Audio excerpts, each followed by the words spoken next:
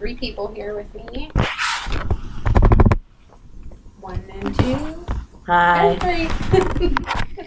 Okay. These are some facts about eating disorders. At least 30 million Americans suffer from an eating disorder. The eating disorders do not discriminate. They can affect both men, women, children, upper class, lower class, people in economic statuses. 62% of college athletes develop an eating disorder at some point in their life because they have so much pressure on them to perform well. And obviously, eating disorders are dangerous. They can cause cardiac arrest, brain damage, psoriasis, infertility, and eventually death. And those who suffer from an eating disorder, they are 57 times more likely to commit suicide. And every 62 minutes, somebody dies from an eating disorder in the United States. Eating disorders have the highest mortality rate. 20% die from the eating disorder. These are just some pictures, and I'm going to go into what is an eating disorder. A lot of people that have an eating disorder, they find themselves to have like body dysmorphia, where they look in the mirror, they're 80 pounds, and they think they're like 400 pounds, and they restrict what they eat. They count calories and are always concerned about what they're putting in their body. One of the types of an eating disorder is called anorexia nervosa. And according to the Mayo Clinic, it is an eating disorder. It's categorized by an abnormal low body weight and an intense fear of gaining a weight, and they have a distorted body perception. Anorexia is not really about like what food they consume, but it's an unhealthy way to cope with like what's going on in their life. So a lot of people that have an eating disorder, they'll go and they'll restrict their food because it's a way to control what's going on. So if they have chaos in their life, it's a way to make sure they don't have any going on within themselves. And a lot of anorexics equate thinness for healthy body weight. And in the event of weight gain, anorexics will control their food intake, calorie intake, and they'll like vomit, use diuretics and laxatives. They'll pretty much do anything that they can do. Excessive exercising. They'll like go jogging or like 20 layers of clothes. You see things like that all the time with a lot of girls that are in athletes where it requires them to be thin, like gymnastics, ice skating, ballet. And the next type is bulimia.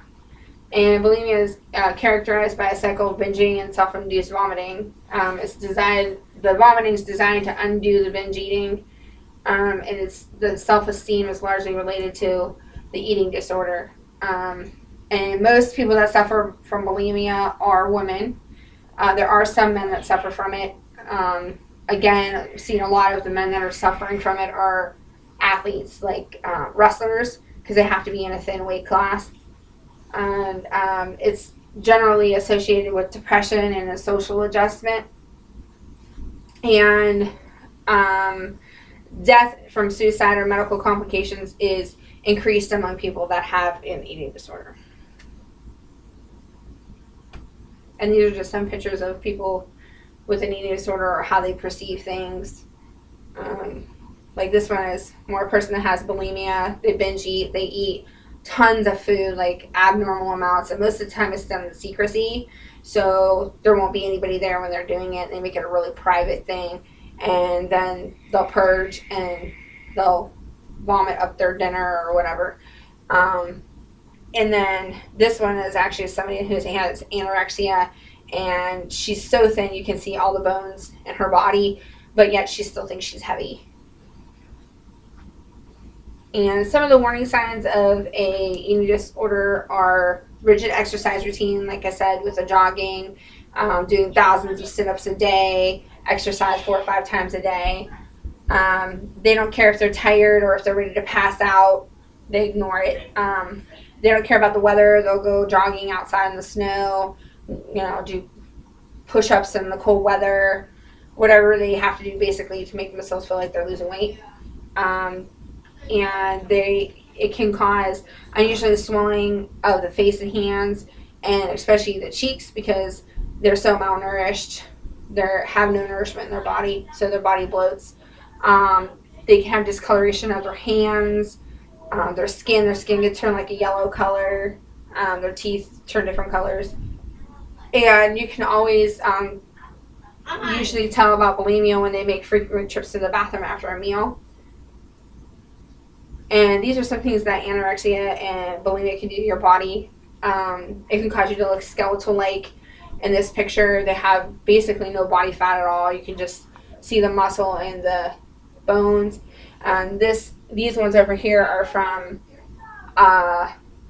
the bulimia, from sticking their hands down their throat to make themselves vomit. And the acid from the vomit can cause you to have eats like the skin away on your fingers, and it can cause discoloration because you have no circulation from being undernourished. So it turns your skin purple, and it could cause like flesh-eating bacteria because you don't have the proper nourishment in your body. And there are different types of treatment out there for help. There's inpatient therapy where they'll get admitted into a hospital. They'll have group therapy. They'll have their own private therapist that works with they also have family therapy where the family will come in and say what's going on in their lives so they can kind of figure out where to go. They also monitor their food intake, so it helps them gain weight gradually and not all at once, so they don't panic and say, oh my god, I'm getting fat, so I have to go back to the same routine that I was in before. And they help develop healthy eating habits with calorie intake, what they eat, teach them a healthy way to eat, those kinds of things. And then there's outpatient therapy where they go to psychotherapy once a week. It's only twice a week, and it's 8 to 6 hours twice a week. They have different types of informational meetings, and they have group therapy also. And then there is an outpatient treatment, partial hospitalization, where they meet daily. They have 12-hour meeting days where they will actually have a meal somewhere in there, and then they'll help prepare the meal and have the kids, or not kids, but the patients make all of their calories and their meals together. And then they have the calorie supported meals, and it's always provided by a member staff. And then there is a hope and a chance for happy recovery. Recovery, even though it's hard to recover from an eating disorder, it is possible.